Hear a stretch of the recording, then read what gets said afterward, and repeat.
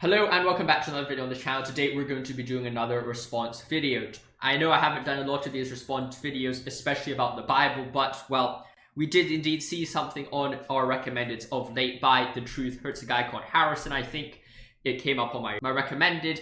People have recommended me to actually respond to him before, especially after I made the video about everything wrong with everything wrong in Genesis. You can find that in the card above.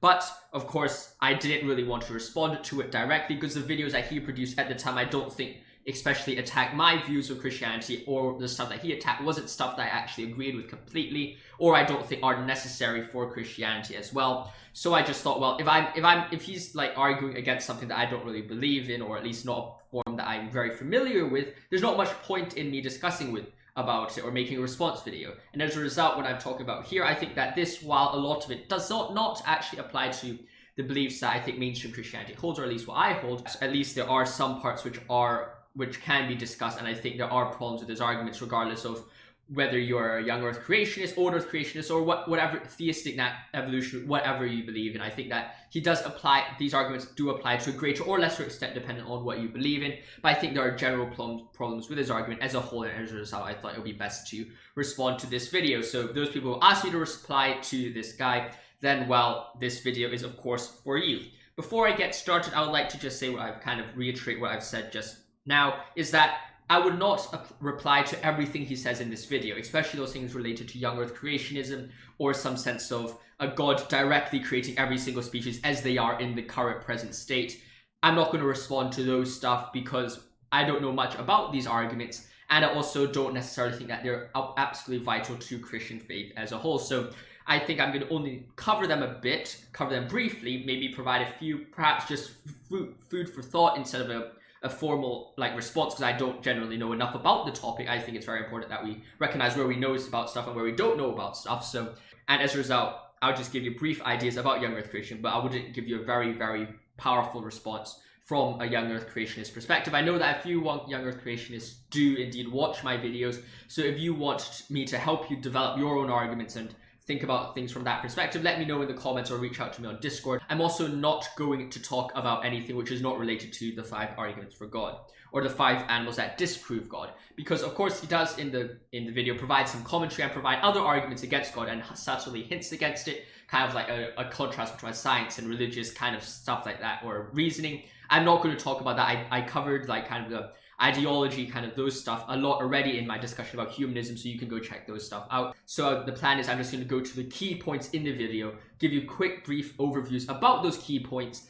At the end of my response, I would then provide what I think is his argument, because he doesn't provide a syllogism, so it's quite difficult to attack any part of the argument, although I think that I do try to formulate the best argument as possible that I can of his position. I'll formulate that argument, provide critiques and kind of discussions about that premise, and then provide my own hypothesis, which I think would also provide not only why his argument doesn't work, but also why Christianity is reasonable and is good as well independently. So I think that that is very valuable, and let us get right into the discussion. First of all, I think he starts off with talking about what is the nature of God. He says it's not deism. I agree with that. We're not talking about deism. We're talking about the Abrahamic God. Now, he says that there are indeed 5 properties of the Abrahamic God, and I would like to dispute some of these. While I'm not disputing them in the direct sense I disagree with them, I think that they're too vague for us to develop further. For example, his 5 properties are love, kindness, justice, empathy, and foreknowledge. I think that you could say that they're all correct. I think you have to add power in order for the argument to work, because if God cannot do any of the things, then well, there's not much point in saying, well, why did you allow it? God can't exist. Well, it's possible he can exist, he just hasn't done it. So of course the open theist and these ideas of kind of progressive Christianity where they don't believe in the all-powerful God, I think these arguments would not apply to that type of God, but I don't necessarily think that open theism and these ideas are completely reasonable or very helpful for belief, and as a result I would keep these kind of ideas in mind and say, well, we are talking about the Abrahamic God. The only properties which I think are quite confusing, or at least are quite vague, is the idea of love, kindness, and empathy. What exactly do these things mean, especially kindness and love? What exactly does it mean to be love? There's loads of types of love. Greek have agape, eros, philos, and all these other types of love. And then kindness, what does it mean to be kind? Does it mean treating people nice? Well, how are you meant to treat a murderer? If someone's murdering in front of you, should you let them do it, or do you shoot them, or you try to tase them? There are different types of ideas which surround kindness, which is not exactly too obvious. Of course, you have a general idea of what is kind, like giving a starving kid food, that's kind, that's loving, but then when it comes to kind of the gray area, there is quite a big gray area there. And also, well, is love separate or is it the same as the human love? Is God's love qualitatively the same but quantitatively different from man a la Feuerbach, or is it more qualitatively and quantitatively different? What is actually the relationship of love, God, and goodness? Those are all questions which I think are very key in this discussion, which I would develop later when I'm critiquing his main hypothesis. And finally, I want to talk about the concept of control. Does a theistic God mean absolute determination or control? Does it mean that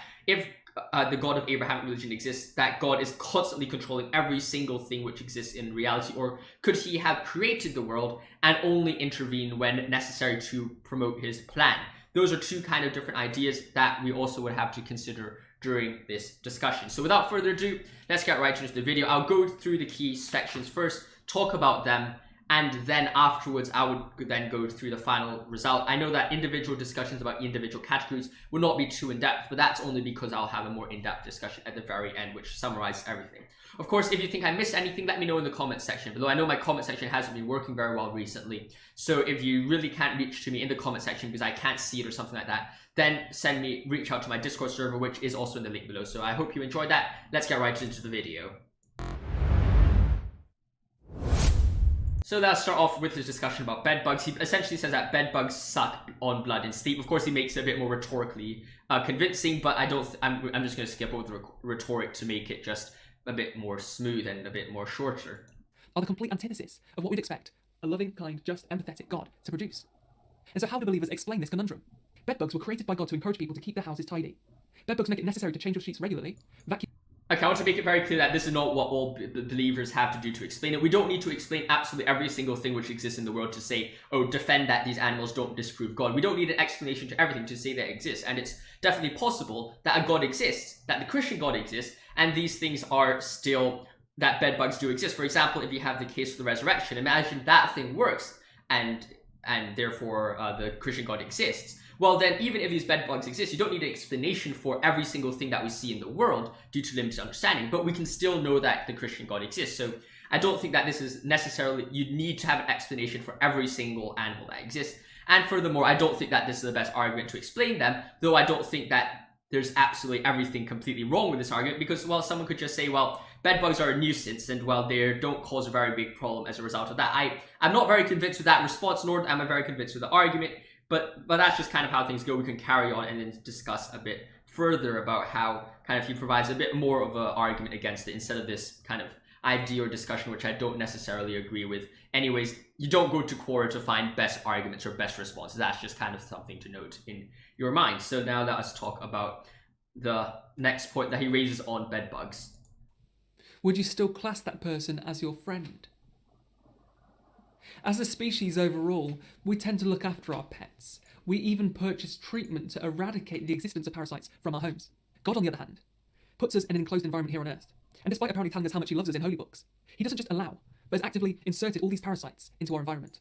Okay, so here we say that not only has he allowed, but actively inserted these parasites and does nothing. Well, I think there's quite a few things we can talk about that. Of course, there's evolutionary argument, which I'll discuss later. There's also that idea, well, should or must he allow these things? That's also another thing that I'll discuss later. But I think that fundamentally there's a difference between allowing, inserting, and having them exist. For example, inserting bedbugs seems to suggest, or at least implies, that God not only just allows it, but also actively created it individually, or actively created bedbugs as they are right now, and just placed in the environment. That's very different from the idea of allowing there to be evolution and reaching this process. Now, of course, he says, well, allow as well. Well, what exactly does that mean? What exactly does it mean that God allows this evolution to kind of occur? Well, if he allows this evolution to occur, then, well, surely that isn't much of a problem. For example, you could say that, well, God created this standard, God created this idea to allow this thing to happen, to allow this kind of animal to arrive at the end of the process that he starts. But if and I'll talk about this a bit more in the future, or in the end, but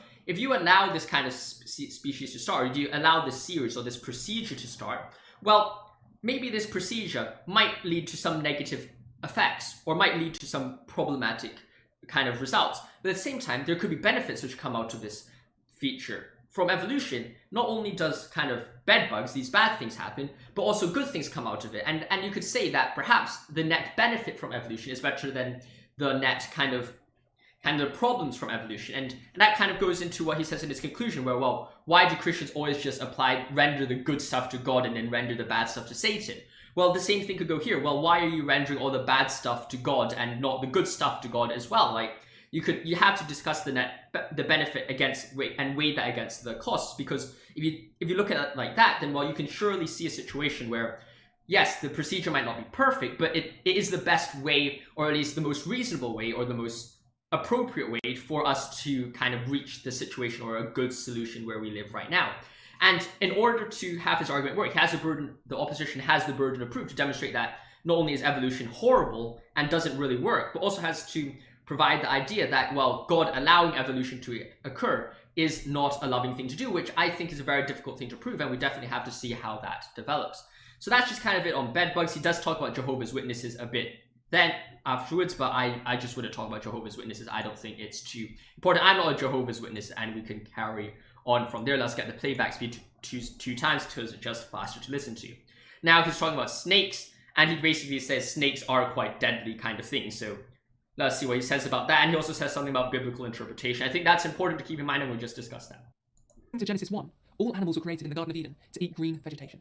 Therefore, as a believer, if you wish to remain faithful to the inspired word of God, you must accept that within only 6,000 years, snakes have gone from being herbivores to omnivores to obligate carnivores, meaning that... Now that's a very problem. He says, in order to be faithful to the Bible, you have to believe in this. Well, that's not how you meant to make rational arguments. You don't say, well, in order for you to be faithful to your own position, you must believe in the way I define your own position. That's not how you're meant to be arguing. Imagine if I went to discuss an atheist and I said, well, in order to remain faithful to atheism, you must believe that everyone should go kill each other, and there is absolutely... And you have to fit into this concept of atheism that I already have. Well, that's not how you meant to critique an opposition viewpoint. You meant to critique an opposition viewpoint based on what they actually believe in. And as a result, him saying, well, in order for you to remain faithful to what you believe in, you have to believe in this. Just completely against what rational thinking meant to be. And I know I'm saying rational thinking a lot because, of course, he says he's a very rational thinking channel. And I agree with him. He's trying to make the best of his arguments. I just think that there's some points which are just not very rational at times.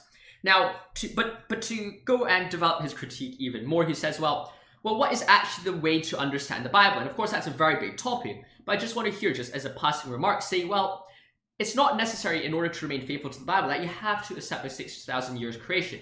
People throughout history, not just because after the Darwinian kind of evolution theory came about, people throughout history have believed in a longer Earth existence or a longer Earth development. For example, Augustine, in the City of God, he doesn't necessarily believe that the world was created in 6,000 years or that the world was created in 600 or in 6 days. Back then, they knew nothing about evolutionary science. They knew nothing about the age of the world, yet they still had these ideas. So it doesn't seem that believing against or not believing in a literal, whatever the hell literal actually means, interpretation of the Bible means that you're not faithfully believing in the Bible. Now, of course, he then talks about answers in Genesis as an example of creationists digging a hole about snakes and all this stuff. I'm not here to argue about the young earth creationists and about things that we could skip over that. Though he does say, well, why not God just create them as herbivores entirely and instead of making them herbivore, carnivore, herbivore? Well, you can say, well, if you accept his argument ex hypothesi that God indeed did create animals like instantaneously, then surely he could just switch them instantaneously without making too much of a hassle. And if that's what he wants to do, then, well,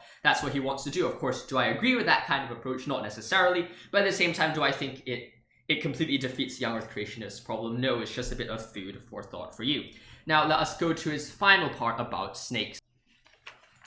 I find it fascinating that the majority of members of the world's three major monotheistic religions will tell you in no uncertain terms that God is against the taking of an unborn life or of a newborn. And yet that same God appears to have created many animals which steal and kill the unborn fetuses of other animals or devour their newborn. Well, the problem with this idea is that he fundamentally views animals as moral agents, and that is something that is not necessarily granted in theism or even in the general consensus of the world.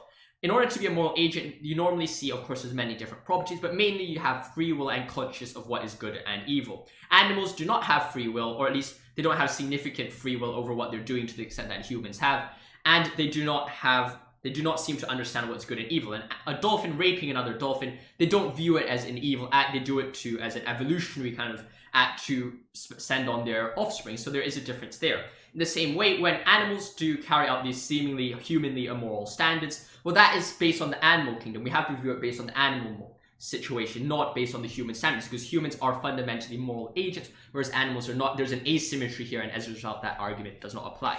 So now let's turn to the next argument about the box jellyfish. The box jellyfish is essentially the idea that there is a very poisonous jellyfish which kills a lot of people. Let us see what he says about this. I had no rational explanation as to why this god would create such absurd anomalies. On the one hand, I was indoctrinated to believe very anthropocentrically that we are God's chosen species, that we were made in his image, that all non-human life is merely a biological mechanism, an engine running in the background to ensure the health of our planet and the pleasure and enjoyment of our species upon it.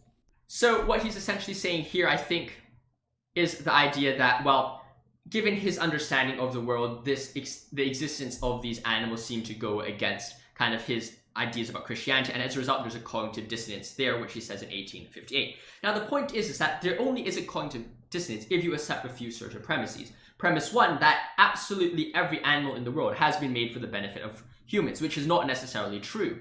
Now, there's premise two, which you could say, well, humans are the center of the universe, and number three, well, these animals exist, and then you can perhaps find a cognitive dissonance within those three premises. But as I've demonstrated before, well, premise one is not necessarily true. It's not necessarily true that every single animal is made for humans. Humans are important in the universe, important for God, but that doesn't mean that God has to just do absolutely everything to help humans.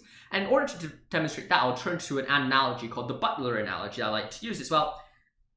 Well, if God does exist, is God our butler? Is it his moral responsibility to do absolutely everything for us? Is it his responsibility to go through every single small detail to get rid of all problems in our lives just to make our lives better? I don't see any situation where God has that moral responsibility.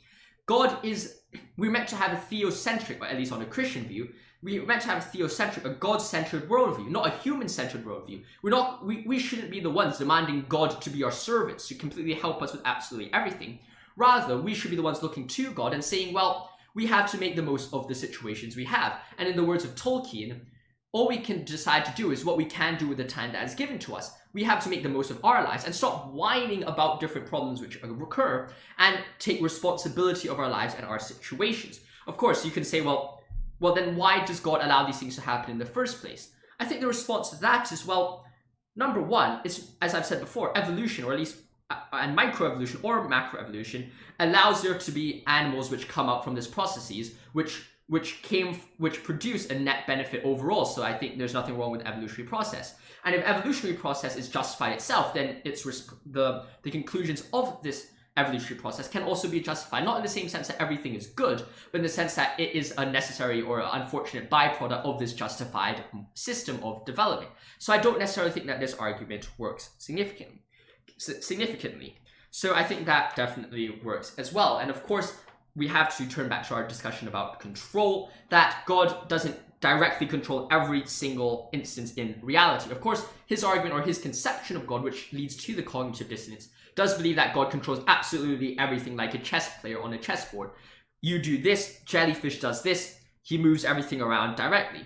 But if you don't accept that view, that God only intervenes when absolutely necessary, for example, the resurrection was absolutely necessary for his purpose of humans getting a relationship with God, then, well, this problem just doesn't arise in the first place. Why, as I've said before in the butler analogy, why should God be that butler, that chess player, which fixes everything in line? That is not necessarily a position that we need to hold.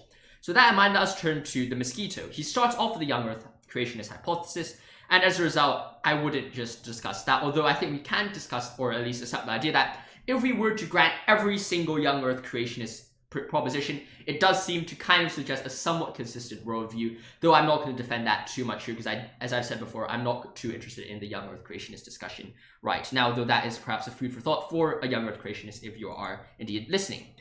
So now let us turn to number 2, the mosquitoes. What he says is, well, about God's foreknowledge about people knowing about mosquitoes causing huge damage. Let's see what he says.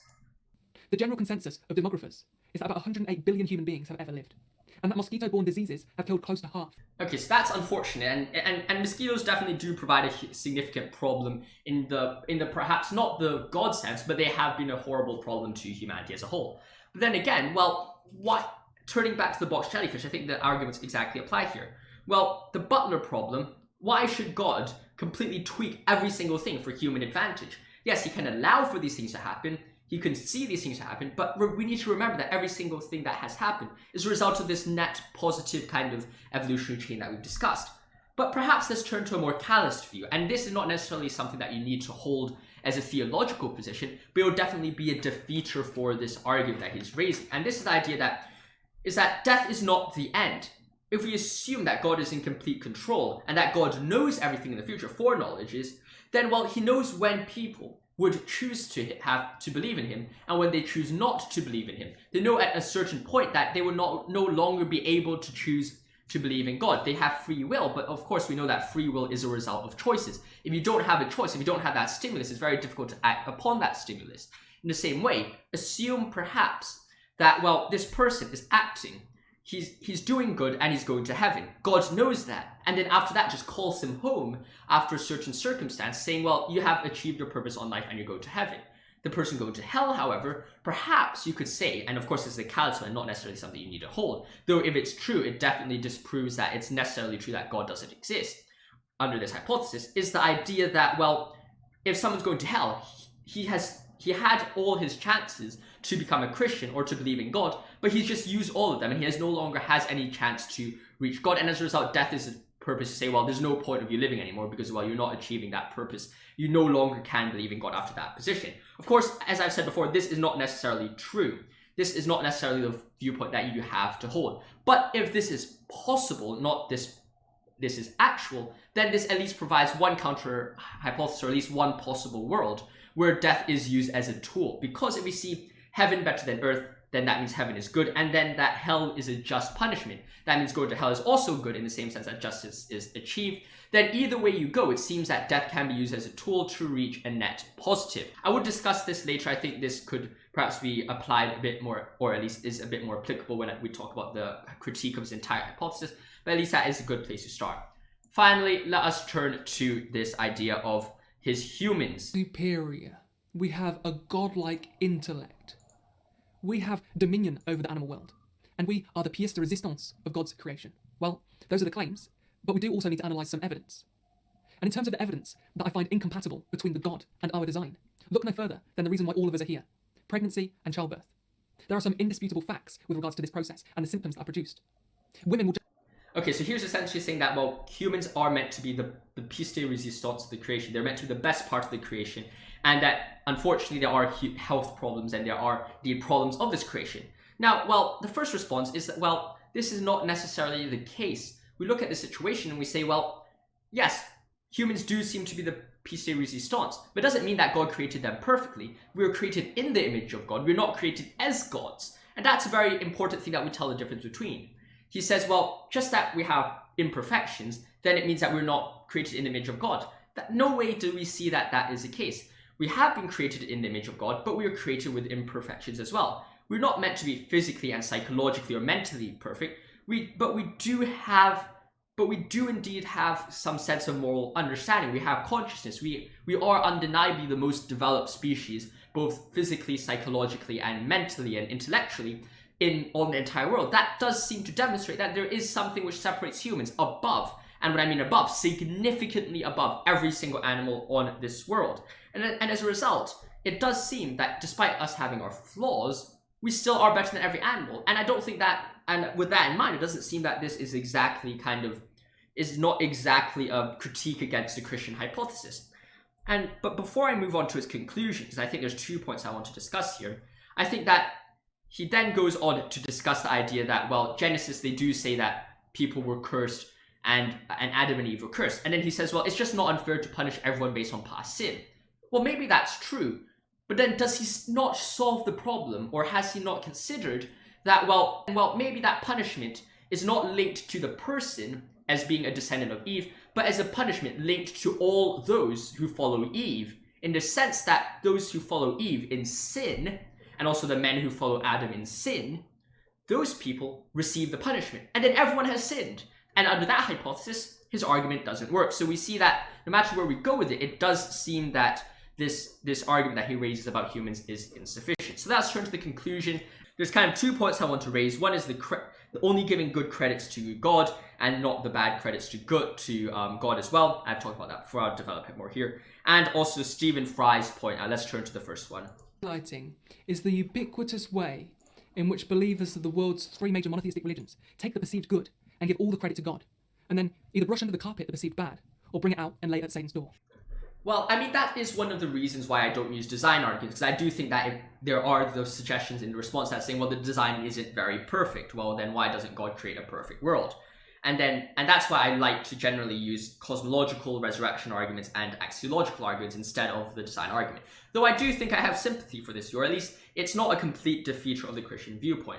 Of course, there are a lot of evils in this world. A lot of people, a lot of Christians have recognized its evils. Dostoevsky and all of them have recognized the evil. They don't necessarily see that as a problem of God, but they do see that as a part of the imperfect world in which we were meant to overcome. In Dostoevsky, he says, well, beauty will save the world. Beauty is that redemption, that improvement of mankind. It is through improvement, through development, it's through struggle that man achieves his greatest potential. And then that views the evil not as a way to sweep under the carpet or to render it to Satan, but rather view it as a part of this world, part of this struggle, part of this kind of veil of soul making which allows us to develop. And that's definitely a possible view. Since this is not a complete problem of evil, I wouldn't go further into depth about that, but I think that's just some food for thought. Now let's finally talk about the Stephen Fry kind of situation. How dare you? How dare you create a world in which there is such misery that is not our fault? It's not right. It's utterly, utterly evil. You know, I think the weird part of this argument is that it's not that it's very a bad argument, but it is a very potent argument. It's potent not in the sense that it's reason-based, because you can't put that into a syllogism. I mean, it is kind of like the problem of evil, but then you look at that and you're like, well, this is more of an emotional argument. This is a more rhetorical argument. Because you can completely imagine the situation that Stephen Fry goes up to heaven and says, what exactly happened? And then God says, well, sure, be that way. Just go to hell then. You chose it yourself, then, well, just go to hell. Then what exactly are you going to say to it? The argument doesn't work because the argument isn't based on reason. It's based on fundamentally emotional. It's fundamentally based on an emotional and a rhetorical argument. I don't agree with God. I don't agree with the all perfect, all good, all loving God. And then if you look at it that perspective, then what's the point of your argument? If you don't agree with God, then is the problem with you or is the problem with God? And I think that is a fundamental point of the entire problem. It's like, are we viewing the world from the lens of humans, an anthropocentric view, or are we looking as a theocentric view? Do we view God as a slave to constantly help humans in every single perspective ever? Or do we see God as something we respect, and then we also see God as someone who loves us, but doesn't then just decide to make everything perfect for us? I think there's a significant difference there, and I think that's something worthy of note, just something to think about as you go forward. So now that we've gone through the entire video, let us then turn back to a kind of picture of myself. So what do I agree with him? I think I agree that if you grant two of his premises, his argument does indeed have a very strong point to it. These two premises being that God individually created every single animal as the form that they are or do exist right now. And number two, that God is a butler who is like a slave who just helps us with absolutely everything that we need and does everything that we want. If those things are true, then I think there might be a strength to his arguments. However, I don't agree with that. I don't think that God should be seen as a butler due to the theocentric and anthropocentric difference. And I don't think that God created every single animal. I think you can allow for a micro/macro evolution over a long period of time. So now that we've talked about the similarities, we are going to go into talking more about a direct critique of his argument. And the reason why I'm doing this at the end is because I think that what he's trying to present throughout his kind of arguments, he gives a lot of examples, but he doesn't exactly try to argue towards perhaps a problem of evil, which gives a direct syllogism, or arguing towards a syllogism that you could actually look at and you can actually deconstruct, which makes it very difficult to critique exactly every single situation. Although it's presented like a bit of an evidential argument, he says, well, this existence makes it seem that it's unlikely that God exists. Of course, he doesn't use that seems unlikely, but the way he constantly uses examples without the syllogism makes it look like a more evidential argument. That said, his title does say Disprove, and also he seems to present it as if it was a disprove argument instead of just an unlikely existence. So it seems that there is some sense of logical inconsistency or some inconsistent worldview between the existence of God and these animals. So as a result, I thought it was important for me to create perhaps a syllogism which makes it a bit clearer to make it clear to him or those who are watching who kind of support that argument, and also the people who are watching my response, to kind of see what I'm critiquing, what I'm aiming at throughout this video. Then we can really critique it in this section. So I know this video is already quite long, but I think it's very important that we do this just to be able to have that kind of discussion. So first of all, I will just go through the hypothesis or the argument that he raises in the video, and then I'll give a bit of perhaps some commentary on it and then give a response to it. the argument that I think he raised, and I'll give reasons for why I think this, is that he says, premise 1, God knows all the problems caused by X, and let X be the set of all deadly animals. I think that this is quite a reasonable thing. He's talking about, well, God knows all the problems. That's his the feature of foreknowledge, and that is kind of premise 1. Premise 2, God can prevent X to exist. Well, okay, God can prevent X to exist is the premise of power that I think is important to add, and is kind of the hidden premise, although he doesn't put it on the board of properties of God. I think that is very important because we're supposing that God actually can do something about it. Unlike an open theist, we're talking about the more classical kind of, or at least a traditional view of God. And then X exists. X is the set of deadly animals. And then since that exists, then God must not exist, or the existence of X disproves God. And I don't know how to type in existential quantifier, but the existence of X disproves God. Or if X exists, then God does not exist. So now I do think that there is a few problems that we can pick up with it. First of all, there's nowhere in the premise which has or leads to kind of the modal scope of disproves or a must not exists in the conclusion. Although the first two premises, as I've said, seems to be more of evidential thing, saying, well, knows all the problems caused by it, God can prevent something. But then the thing is, it doesn't really justify a belief in the premise of God must not exist, or X disproves God.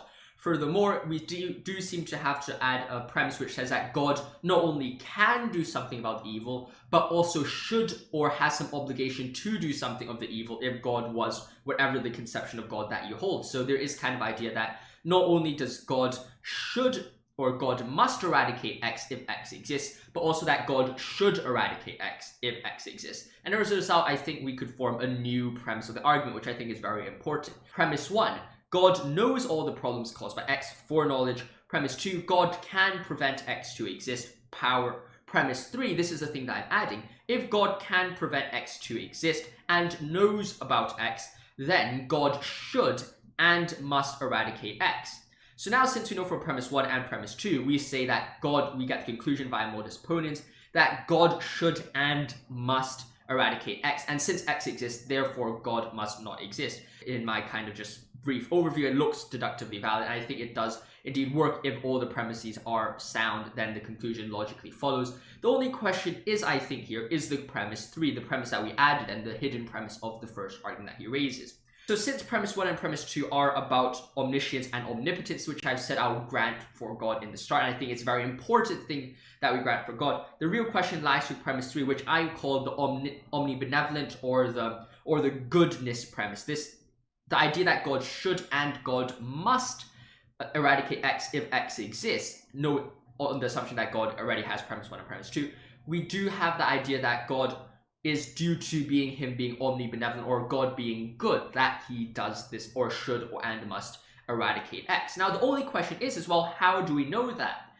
What I would now raise is 5 questions which, no matter how you answer them, would demonstrate that there is a problem with this premise. The first question, what does omnibenevolence mean? As I've said before, omnibenevolence, does that mean it's the same omnibenevolence, the same love of humans, or is it qualitatively different as well? Of course, in the essence of Christianity here, Feuerbach says, well, God's love is only quantitatively different from humans. God's goodness is quantitatively different from humans. Is that really what it means? Does omnibenevolent just means humans' love or humans' attributes of love amplified significantly?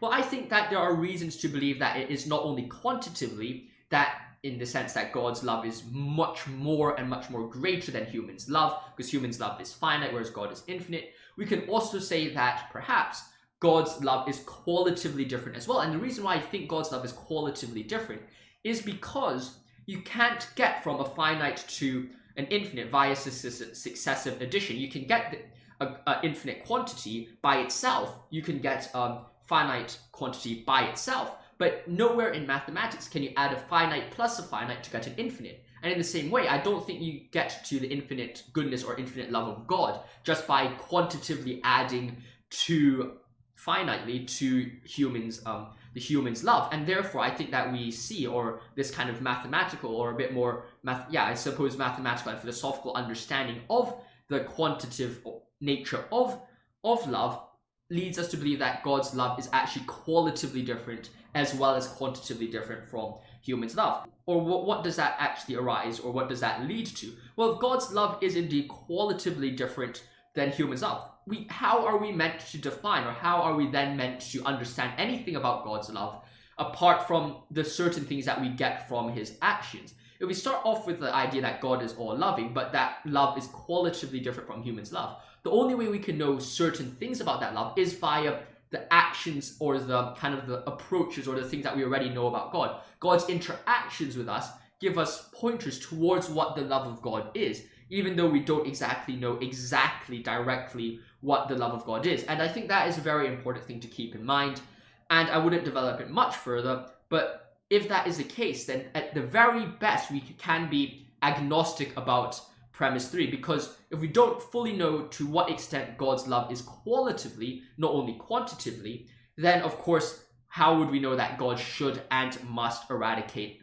X? I think we can also ask ourselves a question, well, is God's goodness separate, or is God's goodness, or is God's loving separate from his goodness? When we say God is all loving and God is good, are those two separate properties of God, or is loving the property or a part of the goodness? And if we accept that God's love is a part of the goodness, then we look at him from a good perspective and not a perspective for the love, because of course for love is a very vague term, whereas good is perhaps a bit more kind of objective, because at least there is some construct of good that we do understand. And if we do see that, if we say yes, then that God's omnibenevolence is separate from the goodness, then I think we can go back to then talk about, well, what exactly does omnibenevolence mean? And then we have that previous argument. But if you say that yes, or actually if you say that no, omnibenevolence is indeed the same as goodness, then you can go ask this further question. If God exists and has a property of goodness, is he the grounding of good? And I think that is a very important thing to look at, because if it's true that God exists, or if God exists and he's a grounding of good, then shouldn't we then base our moral standards on the actions of God and not find problems with his actions? Because if he is the same, if God's goodness is the same with kind of what he acts, and God is the grounding of good, then whatever we see as a result of God would then necessarily, by definition, not be bad, or by definition would not be something which is morally critiquable, and then premise 3 just wouldn't work, because then you see that God is by definition the standard of good, and you then don't apply an external standard which then causes God to should or must do X, because he is the standard of goodness. And if you answer no to that situation, then you have to ask, well, what is good? If God is good, then what other standard is externally to God which God must follow? Then you have the Euthyphro dilemma, but you also have the idea, well, then if God isn't the standard of good, then who is judging that God? Is that us? Are we the standard of good which God must follow, or are we both trying to work towards a certain external standard of good that we're both trying to kind of find, perhaps some sense of Platonic realism? So I think with these arguments in mind, we can see that the premise 3 of the argument is not as clear as we would like to expect it. Since this argument is completely dependent on premise 3, at the very best we are agnostic about this premise, and I think the argument has to have at least further development, especially about the nature of God's love, and especially about premise 3, before it can really work to disprove God or have animals which disprove God. And I hope perhaps this response gives you a bit of a better explanation for most of what I was talking through the video. I alluded to these arguments, but here you see perhaps a bit of a more formal kind of depiction or kind of description about Harrison's argument. Now, as I've said previously in the introduction, not only am I critiquing his argument, I'm going to provide an alternative or perhaps a solution as well. So assuming his argument at least works in the evidential sense, I'll just add a counter-hypothesis which kind of works against the evidential problem that he raises. And this is essentially the idea that I think it is unreasonable to argue that just because something causes harm and has no apparent benefits, that we should prevent the species to exist, or that we should eradicate the species. For example, let's use the example of humans. Humans have done lots of harm to the environment, and to some degrees, we don't see much apparent benefit that humans bring to the environment. Let's assume that there's not really any objective meaning or any objective value to the universe, apart from just apart from matter and kind of the naturalistic worldview or the materialistic worldview, then what do you see? It seems that humans on kind of a net benefit seems to have been, or not even a net benefit, but net judgment seems to, if anything, have been ruining the environment. Global warming, pollution, all these things seem to have been working against the environment. If that's the case, then should we not then eradicate humans? For example, even in his final thing, he says, well, these animals disprove God. Humans is his fifth one. Well, then should God just not have created humans at all? Should we just eradicate humans? If it is morally good to eradicate humans, then, well, why haven't we all just eradicated each other as well? Is Thanos now, assuming a Thanos situation, but assuming let's say this Thanos just kills everyone, is this Thanos then a morally good being? Well, it seems that there's a lot of these consequences from it, which just should not, or does not sit well with our understanding of morality, or at least our intuitive understanding of morality, and our discussion or our thoughts about kind of this argument as well. So it seems that this counter-hypothesis does work very well in the sense that it demonstrates that there are absurdities if we follow this reasoning to the full, and that there's good reason that even if it seems, or a species seems to produce mainly harm and very little good, it doesn't mean that we should eradicate or prevent it from existing. Now, of course, a response to this could say, well, we're just talking about prevention, we're not talking about eradication. God could just have stopped them from coming to be in the first place. But then let's go back to what we said before about evolution. If God allows for a development mechanism, allows for this evolutionary process, why should we see God to just say, well, let's just constantly tweak every single part of it? This evolutionary process, if God has foreknowledge, would also then have a net benefit over a net kind of a harmful effect. Evolution provides more good than it provides evil. Then in the same way, well, what's the point of creating an on net, a very good evolutionary system, but then just constantly tweak the things and say, well, this is bad, this is bad, this is bad, and let's just constantly just change and stop everything, which kind of defeats the purpose of having this process in general. So, and a good example of this would be like gravity. Gravity generally is, or at least we think, has a net benefit over its cost. It's completely vital for us to walk around, for us to live, for growth of animals and plants. However, it does lead to problems as well. It leads to landslides. It leads to sometimes someone dropping a brick and it lands and then it maybe destroys something or hits someone on the head and someone dies. Of course, gravity has its problems, but on a net, it does more benefits. So it seems that there's a difference there. And finally, to wrap up this video, I'd like to end off with the Dostoevsky hypothesis that I wrote previously. Why should we expect a perfect world? We are fallen and imperfect human beings. We need that salvation. This is on the Christian view, the absolutely most fundamental thing in the Christian hypothesis. We are fallen human beings who need salvation. Why do we expect a perfect world? It seems just very, I don't want to say arrogant, because then that could easily be seen as ad hominem attack. Rather, I would say that it does seem very unreasonable for us to demand a perfect world as imperfect human beings. And that just seems to be just something that I want to end off this video. Is God our slave? Is God someone who has to do everything for us? Or can God be someone who lets us live, lets the world go on, and only when absolutely necessary, like the resurrection, send in a savior to help us? So I hope you've enjoyed this video. I think this wraps off kind of my discussion about the individual premises, but also kind of the conclusion as well. I've gone over his arguments individually, but also provided a general syllogism for his arguments, my response to that, and also a counter-hypothesis, which I think is more reasonable than the argument that he raises. Of course, if you disagree with anything, let me know in the comment section below, and I'll feel free to answer to that. I'll also reach out to him and see what he thinks about it as well, of course, only if he answers.